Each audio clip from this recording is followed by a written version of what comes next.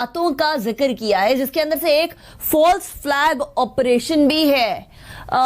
लद्दाख के अंदर बिगड़ती हुई सूरत हाल, नेपाल के साथ ताल्लुकात जितनी तेजी से बिगड़ते हुए नजर आ रहे हैं भारत के, और यहां पाकिस्तान के साथ ऑलरेडी कशीदा सूरत हाल भारत के लिए कोई परेशानी का बायस बनेगी जैनल साहब, या डू यू थिंक कि भारत अभी भी उन्हीं सोचों में है और उन्हीं गुमानों में है कि वो इस खित्ते का बॉस है या चौधरी है? जो आपकी वही पुलवामा की तरह दिलवाता हूं कि पुलवामा में जैसे ये इंसिडेंट हुआ तो जो ताकतें जो दुनिया में असर रसूख रखती हैं, अमेरिका, फ्रांस, ऑस्ट्रेलिया वगैरह, इन्होंने फौरन कह दिया था कि India retains the right to retaliate. उसकी वजह यही है कि इन लोगों के इन ममालिक के ज़हन में ये है कि भारत में अगर कुछ होता है तो हमें सबूत की जरूरत नहीं है, ये कराता ही पाकिस्तान। तरीकाकार भारत की हुकूमत ने सोचा है और वो तरीका ये है कि एक फॉल्स फ्लैग ऑपरेशन करवाया जाएगा। उस फॉल्स फ्लैग ऑपरेशन का नाम with in 5 to 10 minutes Pakistan के ऊपर दाग दिया जाएगा और उसके बाद फिर एलओसी के ऊपर कशीदगी बढ़ाई जाएगी, या अपना पहले एक भोंडा सर्जिकल स्ट्राइक का ड्रामा एक बार फिर रचाया जाएगा। ऐसे में नरेंद्र मोदी और भारत जहां किसी को छींक भी आ जाए फौरी तौर पर पाकिस्तान पर इल्जाम लगा देती है, जहां छोटे से बड़ा कोई भी वाकया या सानहा हो विद इन 5 मिनट्स उसका इल्जाम पाकिस्तान के ऊपर धर दिया जाता है।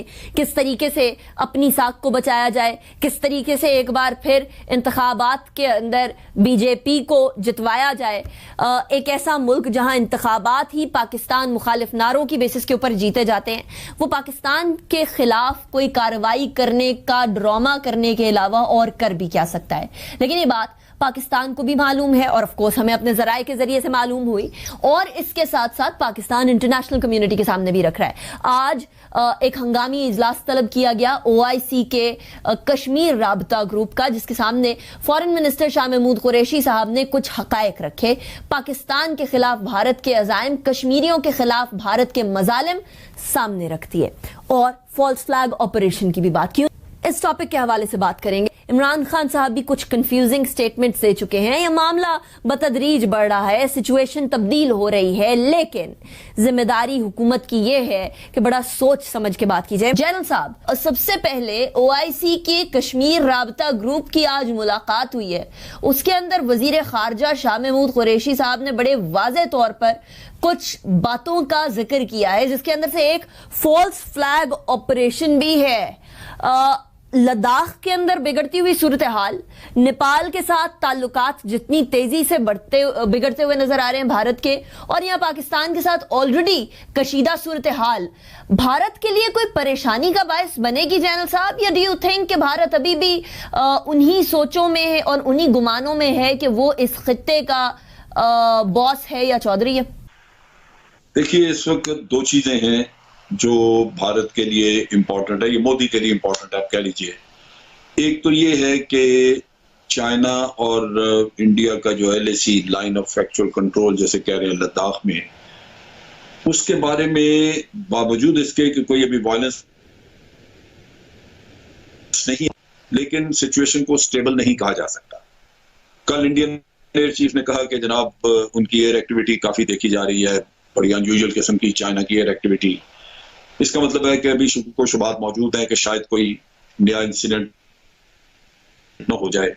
तो मेरा ख्याल है कि जब इनकी बातचीत होती है और कोई अंडरस्टैंडिंग हो जाए और फिर ये कोई सिचुएशन इधर स्टेबल हो जाए लद्दाख LAC पे, तो फिर आप सोचिए कि भारत को वहां से फुर्सत होगी जो कि आज मेंटली कमिटेड है वहां। दूसरा इशू आ जाता है इंटरनल पॉलिटिकल प्रेशर्स का।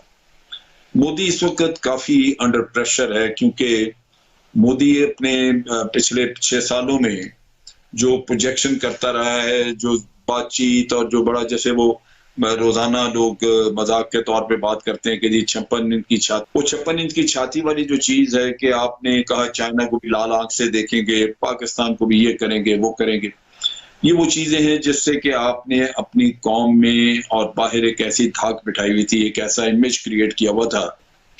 और उसके साथ साथ ये है कि मोदी तो वही साथ इमेज को मजीद अपने बोस्टर करते रहे।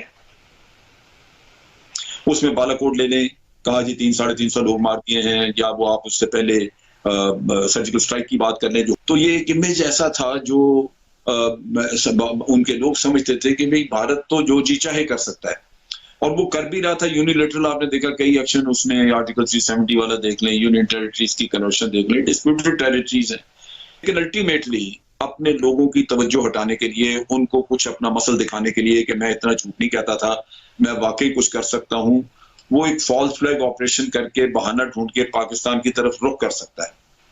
उसमें मेरा ख्याल है कि फिर इसी तरह का कोई एरियल स्ट्राइक वगैरह कोई चीज करनी, क्योंकि बहाना ये ढूंढेंगे कि पाकिस्तान में लॉन्चिंग पैड्स हैं टेररिस्ट के, ये है वो है, लिहाजा उनके ऊपर हमने एक्शन करना है कि हम जाके पाकिस्तान में इतने लोग मार आए हैं।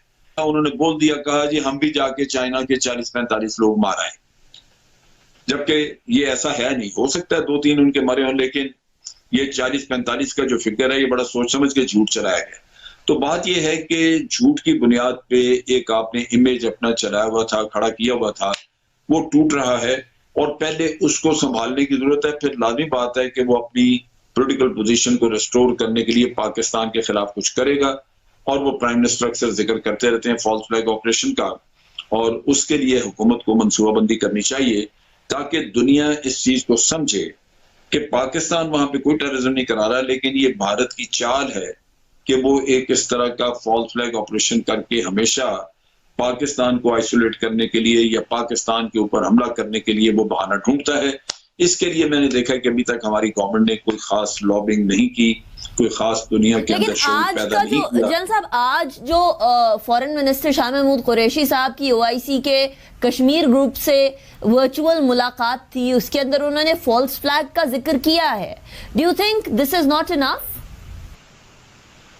यानी मेरा ख्याल है ये एक बेहतर है कि उन्होंने जिक्र किया, अच्छी बात है, लेकिन इसकी वजाहत करनी चाहिए। एक्चुअली ये सारी चीजें ऐसे हैं कि पाकिस्तान तो हमेशा से ही कहता है कि फॉल्स फ्लैग, मतलब हम बहुत अरसे से कह रहे हैं, लेकिन मैं तवज्जो आपकी वही पुलवामा की तरफ दिलाता हूं कि पुलवामा में जैसे ये इंसिडेंट हुआ तो जो ताकतें जो दुनिया में असर रसूख रखती हैं, अमेरिका, फ्रांस, ऑस्ट्रेलिया वगैरह, इन्होंने फौरन कह दिया था कि India retains the right to retaliate. उसकी वजह यही है कि इन लोगों के इन ममालिक के ज़हन में ये है कि भारत में अगर कुछ होता है तो हमें सबूत की जरूरत नहीं है, ये कराता ही पाकिस्तान, यानी इस हद तक उनको इस चीज पे यकीन हो चुका हो।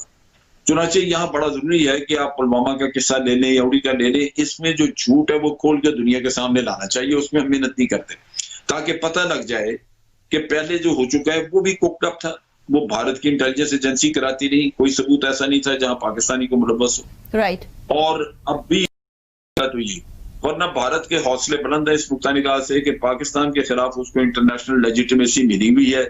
उन्होंने कहा ही हुआ है कि जनाब आप you have the right to retaliate, और वो राइट इसीलिए है कि दुनिया समझती है कि हम ये करवाते हैं। सो हमें दुनिया को कायल करने की जरूरत है। ये सरसरी जिक्र करना कि ये फॉल्स फ्लैग ऑपरेशन करेंगे वो काफी नहीं है। सही। राइट जनरल साहब, कामरान मैं आपकी तरफ आऊंगी। फॉरेन मिनिस्टर की जो कश्मीर राबता ग्रुप OIC का है, उसकी बातचीत जो गुफ्तगू की है उन्होंने, उसके अंदर आपको ऐसा महसूस होता है कि OIC रेसिप्रोकेट करेगा? क्योंकि OIC के बहुत सारे ममालिक ऐसे थे जो अब से कुछ महीने पहले तक भारत के बड़े ही करीबी दोस्त थे, और करीबी दोस्त होने की वजह से कश्मीर का कॉज अक्सर औकात बड़े बुरे तरीके से डैमेज भी होता आया। आज फॉरेन मिनिस्टर ने OIC के इस कश्मीर राबता ग्रुप से जो बात की है वो क्या बंद कानों पे पड़ेगी, या डू यू थिंक उसका कोई रिएक्शन होगा? देखिए, हमें इन चीजों को जज्बात से हटके रियलिस्टिक पिक्चर देखनी चाहिए। रियलिस्टिक पिक्चर ये है कि अगर हम ये तवक्को रखें कि बहुत ज्यादा अच्छा रिस्पांस मिलेगा हमें मुस्लिम ममालिक से, खास करके जो हमारे अरब ममालिक हैं, तो मेरा ख्याल में ये बिल्कुल भी ठीक नहीं है। आई थिंक हमें प्रैग्मेटिक होके देखना पड़ेगा। मतलब स्टेटमेंट तो आपको नजर आएगा, मतलब ये टर्की, मलेशिया या इस तरह के ममालिक आपको पब्लिकली फोर्सफुली कहते हुए नजर आएंगे, लेकिन कलेक्टिवली बाकी जो इस्लामी मुल्क हैं वो आपका उस तरीके से साथ देंगे जिस तरह से हम चाहते हैं, मुझे उतनी तवक्को नहीं है। क्योंकि अगर आप कुआलालंपुर समिट में जो कुछ हुआ और पाकिस्तान और वज़ीर आज़म इमरान खान ने जिस तरीके से यू टर्न लिया, उसमें एक ऑफर जो सऊदी अरब ने उस वक्त हमें दी, या हमारा जो मुतालबा था कि काउंसिल ऑफ फॉरेन मिनिस्टर्स की मीटिंग होनी है, हमने कहा कि वो पाकिस्तान में हो, और इस साल गालिबन वो मीटिंग होनी थी। लेकिन इनिशियली सऊदी अरब ने एग्री किया कि आप पहले मलेशिया जो समिट है उससे बायकॉट करें या ना जाएं, तो शायद हम उसके बारे में सोचेंगे। लेकिन वो फिर लारा उन्होंने लगा के छोड़ दिया, क्योंकि ये मत भूलें कि ये ओआईसी का कश्मीर के ऊपर कॉन्टैक्ट ग्रुप है, मतलब एक छोटा ग्रुप है। लेकिन पाकिस्तान चाह रहा था कि ओआईसी के काउंसिल ऑफ फॉरेन मिनिस्टर्स की एक्सक्लूसिवली मीटिंग हो कश्मीर के ऊपर, उसमें फिर 57 फॉरेन मिनिस्टर्स आ जाते हैं, उसका जो इम्पैक्ट है वो बिल्कुल मुख्तलिफ है। तो इसका मतलब है कि अभी तक अगर पाकिस्तान कन्विंस नहीं कर पाया, जो असर रसूख रखने वाले ममालिक हैं, खास करके सऊदी अरब जो ओआईसी को लीड करता है, तो इस ओआईसी कॉन्टैक्ट ग्रुप से भी सिवाय करारदाद जरूर आ जाएगी, लेकिन उसका प्रैक्टिकली जो इम्पैक्ट है मुझे होता नजर नहीं आता।